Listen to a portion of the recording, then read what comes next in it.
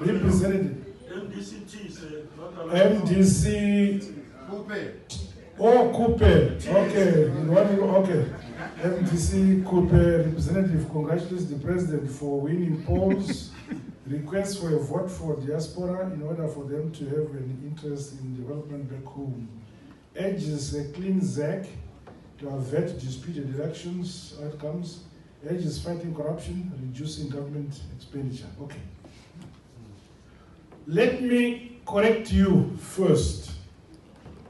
One, thank you very much for being honest.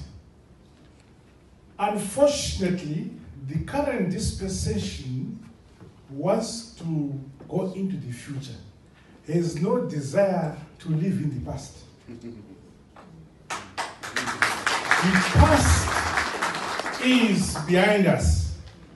We are seeking all Zimbabweans across the board, opposition or non-opposition, to come together as a family, peacefully and united and loving each other, to move forward in our country, grow our economy, improve the standard of life of our people for the future. We cannot anymore live in the past, nor do we desire to live in the past. No, we want to move forward. Secondly, it is not the court which made ZANU-PF win. The court never voted. It's the people who voted.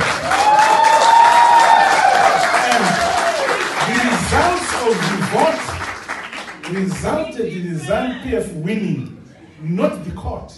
The court confirmed the will of the people. Again, that is important for you to understand.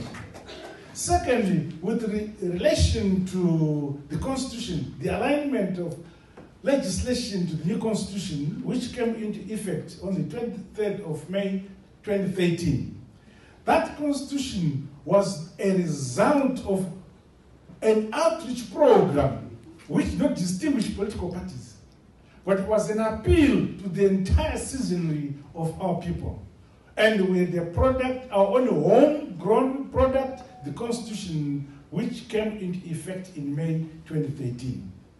Now, the Minister of Justice, which I was myself minister, identified out of the 300 statutes of our books, 206 acts which required amendment to accord with the Constitution.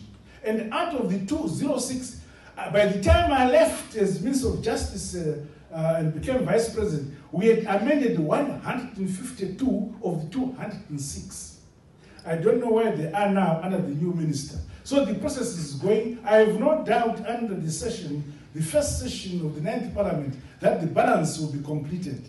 The desire is not driven by foreign interest at all. It is driven by the desire of ourselves as a people to meet the needs and the aspirations which are enshrined in our Constitution.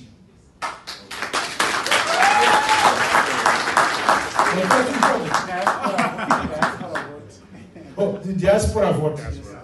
But at the beginning I said, wherever I went, our people in the diaspora were begging me to make sure people in the diaspora should vote. I have said, as I made my presentation, I agreed with that request, but we were not able in the time available to have the logistics put into place to implement that objective. We now have 5 years where we can work on that objective and see whether we can implement it. So that, this is what I'm saying. Never live in the past. The train will leave you behind. We are moving toward a teaching of